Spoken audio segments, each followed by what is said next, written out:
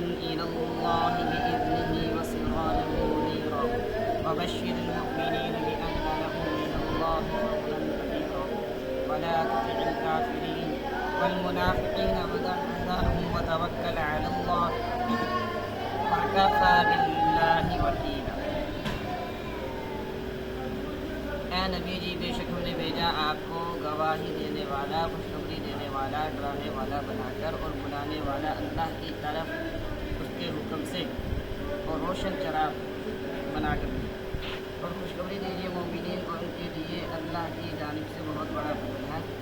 اور نہ اطاعت کیجیے کافر اور منافقوں کی، چھوڑ دیجیے ان کی تکالیف اور بھروسہ کیجیے اللہ پر، اور کافی اللہ عزم کار ساز کی.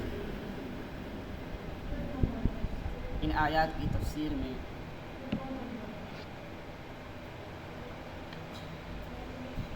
کہ آیا کہ تورات میں نبی کریم صلی اللہ علیہ وسلم کی صفات کیا ہیں، تو عطا بن یسار رحمۃ اللہ علیہ فرماتے ہیں میں نے حضرت عبداللہ بن عامر بن عاص رضی اللہ تعالی عنہ سے پوچھا کہ آیا جو صفات قرآن کریم میں کہ تورات میں نبی علیہ السلام کی صفات کیا ہیں؟ تو انہوں نے فرمایا جو صفات قرآن کریم میں نبی علیہ السلام کی ہیں انہی میں سے بعض صفات تورات میں، انہی میں سے بعض صفات کیا ہیں تورات میں ہے کہ اے نبی ہم نے تجھ کو گواہ اور خوشی سنانے والا، ڈرانے والا، امتیوں کو بچانے والا بنا کر بھیجا ہے. فرمایا تو میرا بندہ اور رسول ہے، میرا بندہ اور رسول ہے. میں نے تیرا نام متوکل رکھا ہے. فرمایا تو بدگو اور فحش کلام نہیں ہے، نہ بازاروں میں شور مچانے والا ہے، اور برائی کے بدلے کو برائی نہیں کرتا، بلکہ برائی کے بدلے برائی کرنے والا نہیں بلکہ درگزر کرنے والا ہے. یہ نبی علیہ السلام کی صفات ہیں. اور ماں فرماتا ہے اللہ تعالیٰ اس وقت تک تجھے قبض نہیں کرے گا، دنیا سے نہیں اٹھائے گا جب تک کہ لوگوں کے ٹیڑھے کیے ہوئے دین کو سیدھا نہ کر دے. یعنی لوگوں نے جو دین اسلام کو ٹیڑھا کر دیا ہے اس کو سیدھا نہ کر دے، اس وقت تک دنیا سے آپ کو اٹھایا نہیں جائے گا اور لوگ لا الہ الا اللہ کے قائل نہ ہو جائیں، اس سے اندھی آنکھیں روشن ہو جائے اور بہرے کان جو ہیں سننے کے لائق ہو جائیں، اور پردے اور وہ دل جن پر زنگ چڑھ چکے ہیں وہ صاف نہ ہوں، وہ دل صاف نہ ہوں گے. یعنی دلوں پر زنگ کے پردے چڑھ چکے ہیں تو یہ صاف، یہ دل جو زنگ آلود ہو چکے ہیں یہ صاف نہ ہو جائے اس وقت آپ کو نہیں اٹھائے. اسی طرح ایک حدیث ہے ابن ابی حاتم میں، حضرت وہب بن منبہ رحمۃ اللہ علیہ فرماتے ہیں بنی اسرائیل میں ایک نبی حضرت شاعیہ پر اللہ تعالی، حضرت وہب بن منبہ رحمۃ اللہ علیہ فرماتے ہیں بنی اسرائیل کے ایک نبی حضرت شاعیہ علیہ السلام پر اللہ تعالی نے وحی نازل فرمائی کہ آپ بنی اسرائیل کی قوم میں کھڑے ہو جائیں اور میں آپ پر چند کلمات وحی کرنے والا ہوں، چند کلمات وہی کرنے والا جو آپ کی زبان سے کہلواؤں گا، ان کلمات کو آپ کی زبان سے کہلواؤں گا. تو فرمایا کہ میں امیوں میں سے ایک امی نبی بھیجنے والا ہوں جو نہ بد خلق ہوگا، نہ بدگو، نہ بازاروں میں شور مچانے والا، نہ ہی بازاروں میں شور مچانے والا. اس قدر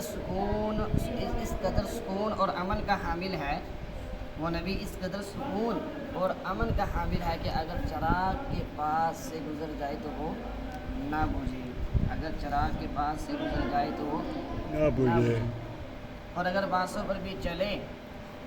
تو پیر کی چاپ معلوم ہی نہ ہو، پیر کی کھٹکھٹاہٹ بھی معلوم نہ ہو. میں اسے خوشخبریاں سنانے والا، ڈرانے والا بنا کر میں نے اس کو بھیجا ہے جو حق گو ہے اور فرمایا میں اس کی وجہ سے اندھی آنکھوں کو کھول دوں گا، اس کی وجہ سے اندھی آنکھوں کو کھول دوں گا، اور بہرے کانوں کو سننے والا کر دوں گا، اور زنگ آلود دلوں کو صاف کر دوں گا اس کے ذریعے۔ ہر بھلائی کی طرف فرمایا اس کی ضمیر ہوگی،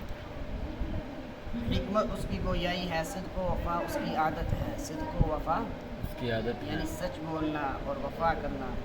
عفو درگزر اس کا اخلاق ہے، معاف درگزر کرنا، معاف کرنا اس کا کیا ہے؟ اخلاق ہے،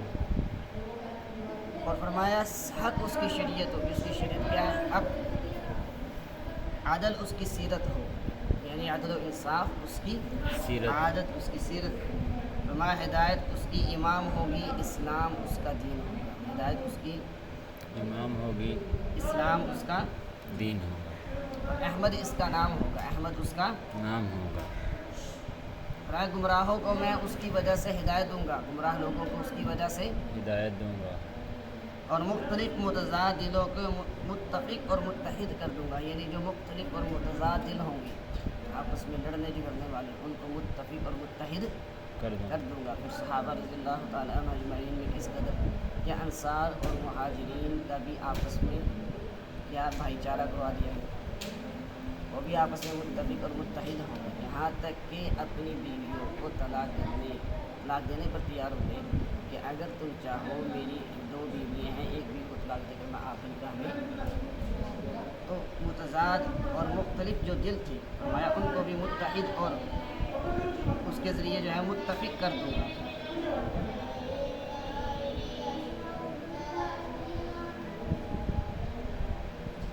فرمایا گمراہوں کو میں اس کی وجہ سے ہدایت دوں گا، جاہلوں کی اس کی بدولت علماء بنا دوں گا، جو گمراہ ہوں گے اس کے ذریعے ان کو ہدایت مل جائے گی، اور جو جاہل ہوں گے اس نبی کے ذریعے کیا علماء بن جائیں گے، علماء بن جائیں گے، تنزل والوں کو ترقی پر پہنچا دوں گا، تنزل والوں کو ترقی پر پہنچا، عمر فاروق رضی اللہ تعالیٰ عنہ فرماتے ہیں کہ ایک وقت تھا میرے والد کہا کرتے تھے کہ عمر تجھے تو اونٹ بھی چڑھانے نہیں آتے، اور ایک وقت ہے کہ پوری اسلامی حکومت کی کیا ہے؟ خلیفہ ہیں، امیر المؤمنین ہیں،